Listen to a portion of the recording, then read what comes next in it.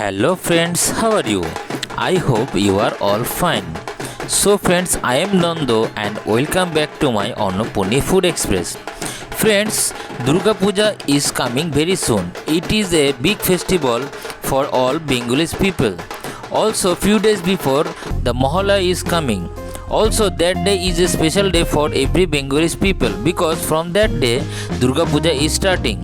So today I share with you Mahalaya special first recipe, Taro root steamed sabji. I made this recipe with moong pulses. Friends, this recipe is very tasty. You can try this recipe at your home very easily. For making the recipe, first I cut the taro root stem very nicely. You can see how to cut it. Like this I will cut all the taro root stem. After cut it very nicely, now I will give one seat on the pressure cooker and boiled it. After boiled it very nicely, now I will put it down on a bucket and rinse all the water from this. You can see how to rinse the water. You have to rinse the water with a spoon very nicely. Like this you rinse all the water from the taro root stem. You can see I remove all the water. Now I will boil the moong pulses 50%. Now I will take a kadai and give some oil into it and hot it very nicely. After that, now I will give one bay leaves and one dry chili into it. Then I will fry it very nicely. After fry it, now I will add some white cumin and add some black cumin into it. Then I will add little amount of fenugreek into it, and after that I fried all the ingredients very nicely.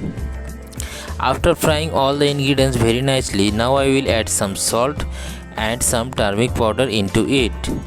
Now I will add some white cumin, ginger and green chili paste and fry all the ingredients very nicely for 1 to 2 minutes. Now I will add some ghee. If you add the ghee, the taste will be enhanced so much. After frying all the ingredients very nicely, now I will give the boiled taro root stem into it.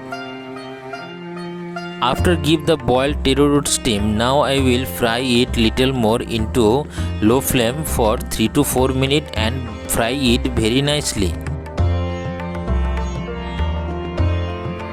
After 2 to 3 minutes, you can see our taro root stem fried very nicely.